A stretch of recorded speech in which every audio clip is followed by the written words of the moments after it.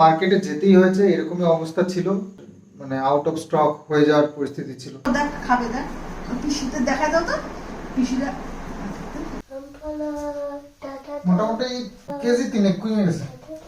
আজকে আমার সন্তানটা একটু শরীর খারাপ হলে আমাদের জান বেরিয়ে যায়, আর সে তার প্রীতের নাগরের সাথে ঢলে ঢলে বেরিয়েছে, ভ্যালেন্টাইন্স ডে মানিয়ে বেরিয়েছে। শুভ সকাল বন্ধুরা। আজ আবার এই যে আমাকে এখন রেডি হয়ে গেছে, আমি আর যাবো আর কি কলকাতাতে। আর এই কিষানুর এই যে শরীরটা এখনও ঠিক হয়নি, সকালবেলা ঘুমের থেকে ওটা এইভাবে বসে রয়েছে, ওর কাছে সবাই বসে থাকতে হবে। আর দেখো বাড়িতে চারিদিকে কাজ, আর কালকে ঝড় হয়েছে, প্রচুর পাতা টাতা পড়েছে, মা একদিকে ঝাড়টা দিচ্ছে, আর নানান কাজ থাকে না, কিন্তু ছেলেটার শরীর ভালো না, চুপ করে বসে রয়েছে। তো দেখি মা আবার ডাকছে, আমি রেডি হয়ে গেছি, আমি বেরোবো, কিন্তু ট্রেনটা মনে হচ্ছে এই ট্রেনটা পাবো না, সারার ট্রেনটা, পরে ট্রেনটা ধরতে হবে 7টা কততে আছে একটা। কত সব পাতা জড়ো হয়েছে, আর বৃষ্টি হয়েছে তো পাতাগুলো সব ভারী ভারী হয়ে গেছে, সরছেও না, এটা সমস্যা। তো এরকম অবস্থা চারিদিকটা, ঝড় বৃষ্টি হলে এটাই মুশকিল হয়ে যায়, কাঁচা কাঁচা পাতাও পড়ে। হ্যাঁ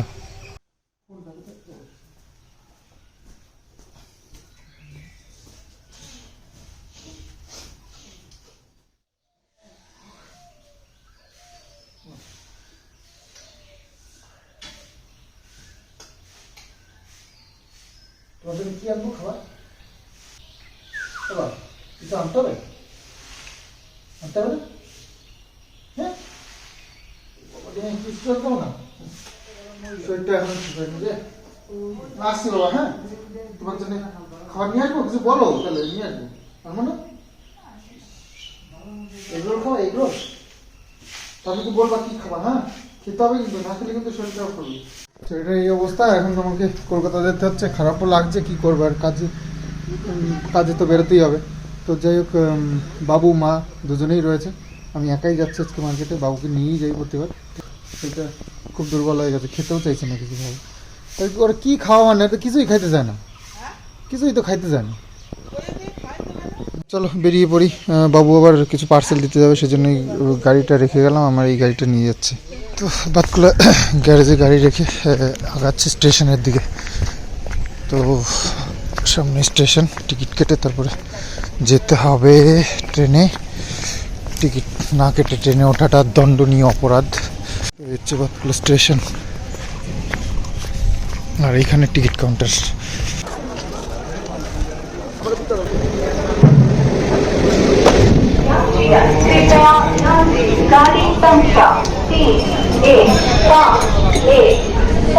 মার্কেটে এসে মার্কেটের সব কাজ মিটিয়েও নিয়েছি, এবার অপেক্ষা করছি ট্রেনের জন্য, কৃষ্ণনগর লোকাল কখন আসবে। তো 11:09 কৃষ্ণনগর লোকাল রয়েছে, ওটা ধরবো, তাই জন্য বসে রয়েছি। আর দেখতে দেখতে ট্রেনটা ঢুকেও গেছে, গাড়িতে উঠে এবার সব মালপত্র গুছিয়ে নিয়ে সবার সঙ্গে বসে যাচ্ছি। তবে জেনারেল কামরায় যাওয়ার থেকে ভ্যান্ডারে যাওয়া সত্যিই খুব ভালো, কারণ ভিড়ভাড়টা একটু কমই থাকে। বা জ্বর সারেনি, বা জ্বর সারেনি। তোমাকে বলে গেলাম যে যাওয়ার সময় আমি কলকাতায় যাচ্ছি। হ্যাঁ খেয়েছো? কি খেয়েছো বা? ভাত খেয়েছো? বাদাম খাবা না পেয়ারা খাবা? পেয়ারা এনেছি তোমার জন্য, জ্বর হলে পেয়ারা ভালো লাগে খেতে, জানো? আমি ছোট ছোট করে কেটে দেবে, হ্যাঁ ছোট ছোট করে কেটে দিলে ভালো লাগবে খেতে পেয়ারা, সুন্দর পেয়ারা এনেছি জানো, পাকা পাকা। বাবা বলছে তুই যদি ভাত না খাস তাহলে আমার খাবার বাড়ি থেকে তাড়াই দেবো, তাহলে আমরা যাই থাকবো কোথায়, তিনজনই তাড়াই দেবো। খাইছে খাইছে, আমি ভাত খাইছি, চার পাঁচ গ্লাস খাইছে, খাই ওষুধ খেয়ে দেবে। বাবু কোথায়? তোর বাবু বাত লেগেছে, ঠিক হবে না, একটু খাও।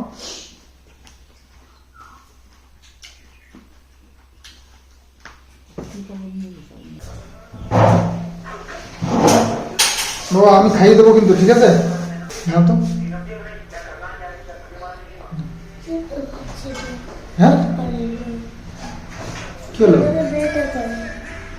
তো কিষাণু খাওয়া দাওয়া তো করলো না কিছুই, বসালাম জোর করে, না খেয়েই উঠে পড়লো। আসলে জ্বর হয়েছিল গেল দিন, তো এখন একটু কম আছে, মুখে রুচি নেই। আর তারপরেও গলায় নাকি একটু ব্যথা ব্যথা করছে, ঢোক গিলতে পারছে না, তো সেটাও আর একটা রিজন। ঠান্ডার থেকে কিরকম নালা নিগুলা করতেছে বলো?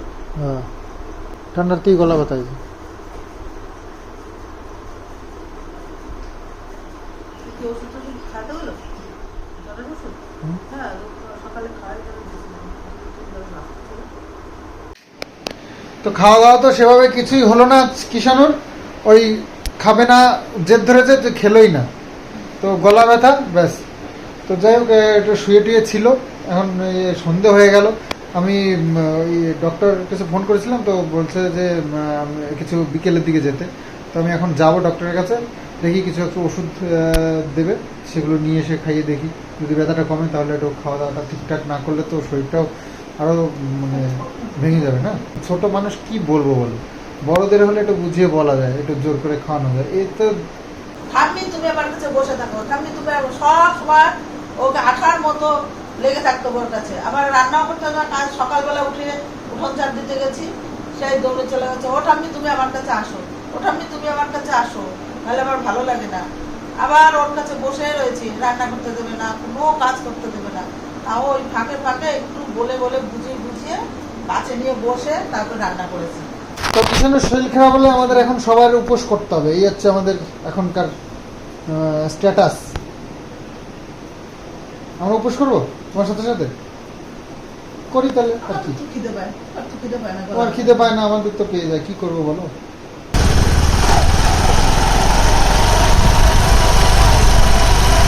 ওষুধ তো নিয়ে আসলাম, কিন্তু ওষুধ নিয়ে আসলে কি হবে, ওষুধটা তো খেতে হবে, বলেই এসছি আমি ডাক্তারবাবুকে। ওষুধ যদি না খাই, ইঞ্জেকশন নিয়ে যাওয়ার 3টে একসাথে, একসাথে 3টে দিয়ে দেওয়া পেছনে ঢুকিয়ে।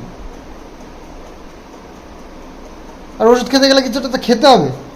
দুধ এনেছে সেটাও খাচ্ছে না, এখনই আসবে 3টে ইঞ্জেকশন দেবে একসাথে বলে দিয়েছে। একটুখানি দুধ নিয়েছে, সেই দুধটুকু খেলে অন্তত ওষুধটা খাওয়ানো যায়, সেই জন্য সেটাও খাচ্ছে না বলে। খেয়ে নাও, খেয়ে নাও। কিষাণু আমি কিন্তু ফোন করবো ডাক্তারবাবুকে, তখন কিন্তু জোর করে ধরে ইঞ্জেকশনটা দিয়ে দেবো, তখন আর কাঁদতে পারবি না, বলতে পারবে না। খাওয়াবেও জোর করে, ডাক্তারবাবু এসে খাওয়াবে কিন্তু। নাও দাদা, নাও নাও শোনা, নাও নাও নাও নাও নাও। আমার দাদা ভালো, দেখ খাবে, দেখ পিসিতে দেখা দাও তো, পিসিরা সাইলেন্ট মুডে চলছে আমাদের ঘর বাড়ি এখন।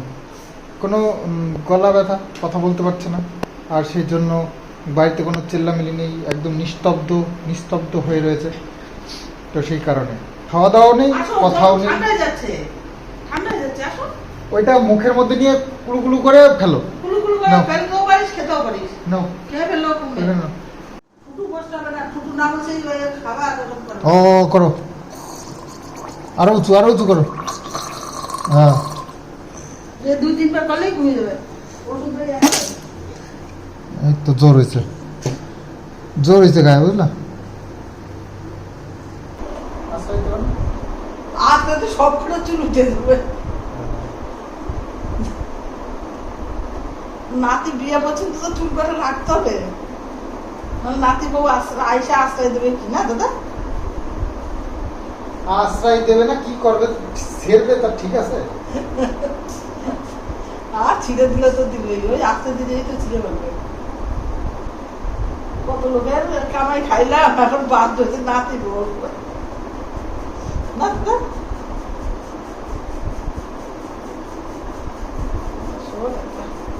সোনা ময়না পাখিটা, সোনার ময়না পাখি বলা, শঙ্কু সোনা, সোনার ময়না পাখি, দাদা সোনা। কিরকম করে করবে, কটা আঙুল, 4টে আঙুল ঢুকে দে। 4টে আঙুল ঢুকে দিতেছি, উপর দিক দিয়ে পেঁচাবো না নিচ দিক দিয়ে?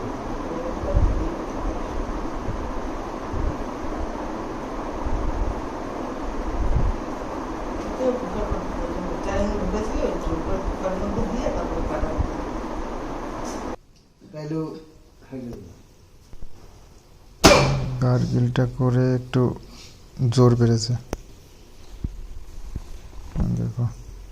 তখন চুপচাপ বসেছিল। ওষুধটা খেলো, গার্গিলটা বেশি কাজ হয়েছে। একটু পরিবর্তন হয়েছে, ও এখন খাওয়ার ভয়তে এখন বলে না। কারণ ও বেশি সময় নাটক করে তো চুপচাপ থাকতে পারবে না, ওর গায়ের ভেতরে তো কামড়াতে থাকে সবসময়। কালকে রাতের থেকে কি চিন্তা হয়েছে আমার, যে কি জানি এরকম নিস্তব্ধ তো হয় না, এরকম নিস্তব্ধ তো হয় না, কি ব্যাপার কি ব্যাপার চিন্তা, গলা শুকাই গেছিল। গলা ব্যথা সেরেছে? সত্যি কথা বলবো কিন্তু, লজ্জার কিছু নেই বলো। সেরেছে? রাত্রিরে ভাত খাওয়া তো? ভাত খাবি? তাহলে রুটি? রুটি খাবি? তো গলা ব্যথা সেরে গেলে তো খেতে হবে তো। আলু দিয়ে তরকারি করেছি। হ্যাঁ?